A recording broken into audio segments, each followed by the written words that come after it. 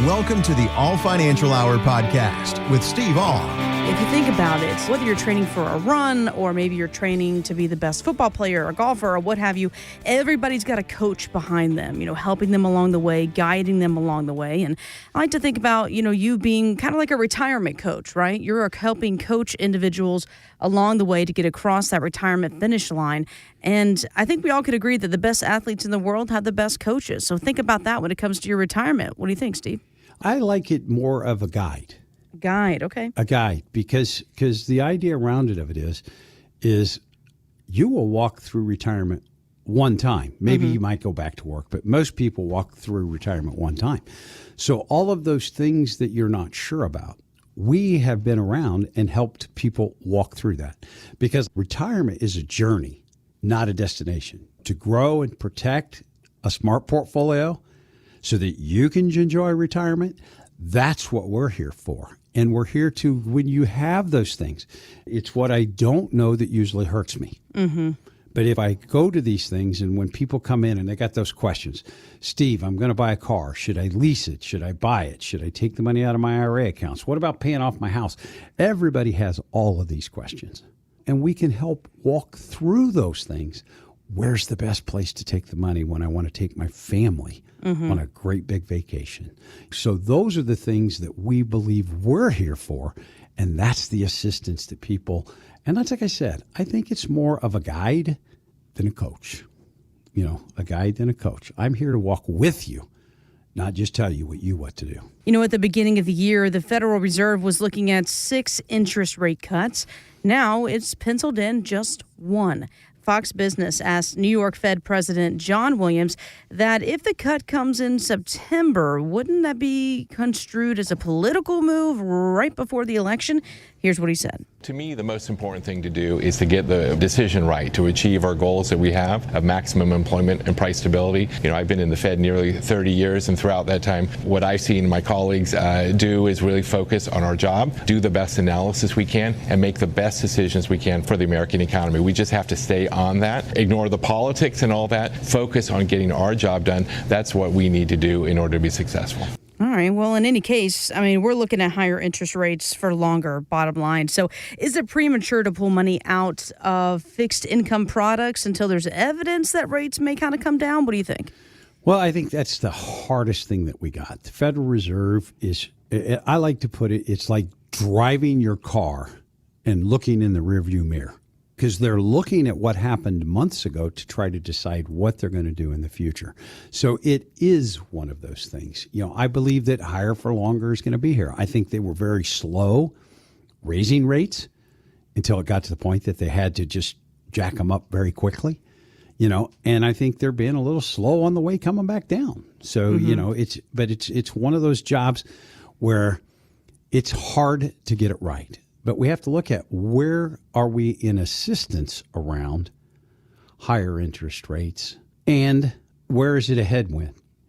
So we look at it, and I said, for people that are borrowing money on a house, it's tough right now. Rates are higher. They are coming down a little bit, but they're still high. But when we start to look at those guaranteed income, people have come in. John and Barbara came into the office. They had been looking at retiring here in about 6 to 8 months, and they had always felt that they were going to take the lump sum versus the pension on their check. And they said that they got the information, and they said the amount for their lump sum had dropped tremendously. And they were mad at the company. And that's when I said, why don't y'all come in, we'll sit down and talk about it. And when we did, we looked at it and they said, why is the lump sum less? And I said, it's not because of the company. It's the fact that the interest rates are higher right now. They guaranteed you a pension, not a lump sum. They guaranteed you a monthly pension. And now they can buy that pension for less. So therefore, they're going to give you less money. And that's one of the things when we look at people, those personally funded pensions, where you're actually putting your money in to get that guaranteed income for you and the rest of your spouse's life. It'd take less money to do that. So if a personally funded pension would make sense for you, or if you've got a lump sum versus a pension option and you want somebody to help you run the analysis around us, give us a call. Let's look at it.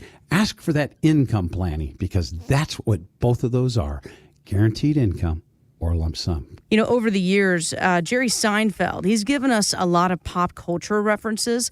Here's one from when George was telling Jerry he wasn't picking up the signals from his new girlfriend. Listen to this. You didn't even hear how she sounded. What? Laura. I can't believe we already discussed this! Yeah, but how could you be so sure? Because it's signals, Jerry, it's signals, don't you? All right. Did she even ask you what you were doing tomorrow night, if you were busy? No. She calls you today, she doesn't make a plan for tomorrow? When is that? It's Saturday night. Yeah. What is that? It's ridiculous. You don't even know what hotel she's staying at. You can't call her. That's a signal, Jerry. That's a signal. Signal. Lots of signals there. What a great show, man. Yeah, they could take almost any scenario, any topic. And it's a half-hour show, and it's like that. Goes back and forth, and he was wonderful. Is about the best place to actually put it, where you're just entertained over something that you're going, I never thought of it that way. Exactly. Simple, easy, funny television, and really hitting on a hot topic that a lot of men and women out there, listen, if you think you don't understand women, right, then go ahead and take a shot at understanding the market. Good luck to it, because it may be dropping signals left and right, but I'm telling you, it's speaking another language, Steve. Oh, yeah, but I would rather try to interpret the market than interpret women. You know, I mean, please don't nobody call my wife and tell her that, but yeah, I mean, you know, you start to look at it, and that's where we start to look at what's going on in the markets is volatility. You know, the market's going to be volatile. Why? It's almost always volatile in the year of a presidential election. It's not going to be quite as crazy this year just because of the presidential election, because we have the two guys running. It's the first time we've had a past president and a current president running at the same time. If Donald Trump is elected, most of us have a clue what Donald Trump's going to do. If Joe Biden is reelected, most of us have an idea what Joe Biden's going to do. So there's not a lot of uncertainty that would come in after the election. So that kind of brings it into there. But we've also got so many other headwinds going on right now. We talked about it earlier in the show. Inflation, what the Federal Reserve's going to do, what's going to happen in Israel. So we've got all these headwinds that are going on right now, and how do we make this decision? And that's why I love what we have with the Market Guard. You know, it's a proprietary investment methodology.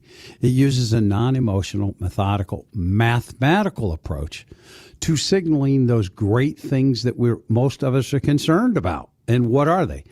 When do I hold? When do I sell?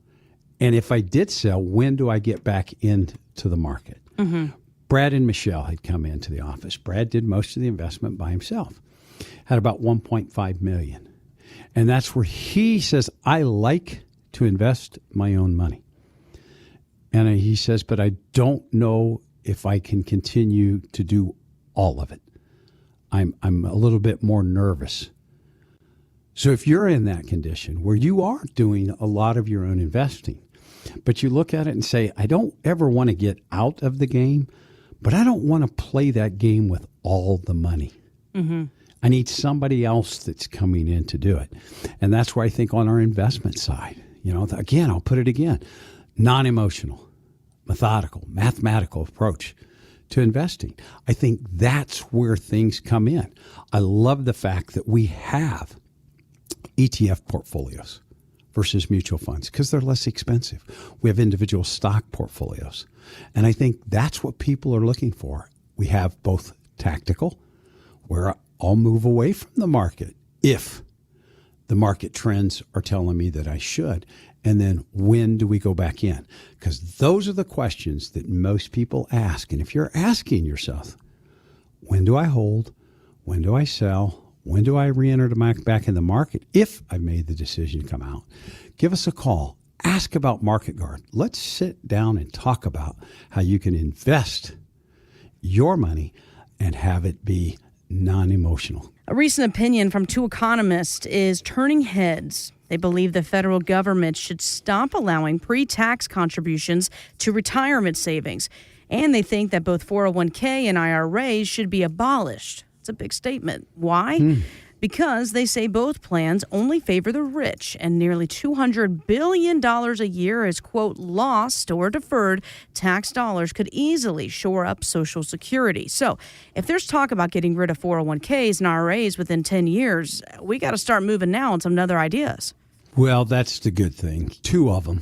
I've heard the joke, if you line the economists up around the equator of the world, none of them would agree. Because everybody's got a different idea, and I think this is just one of those ones where we look at it. And off the rails is about the easiest way to put it. I remember it's probably, 5 to 7 years ago when I went to Washington, D.C., and I went with a life insurance company.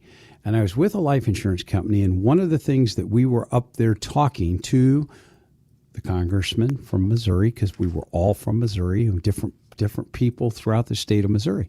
And the biggest thing that we talked about was the retirement crisis, that not as many people are participating in the IRAs and the 401ks like we did when it was first introduced in the late 70s.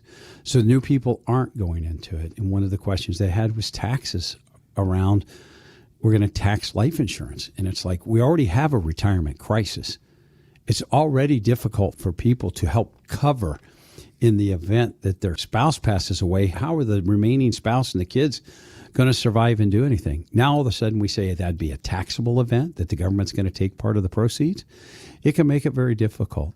Because I remember when a person came in and they looked at me, and I looked at it and I said, we need to get a term policy on you. Mm-hmm. And they said, wait a minute, I'm the breadwinner in the family. And I said, so yeah, and with the cost of childcare today, how much do you think it's going to cost if your spouse can't stay home and take care of the children? He just looked at me like, I never thought of that. And I think that's the idea that we bring to the table, is the things that you don't think about.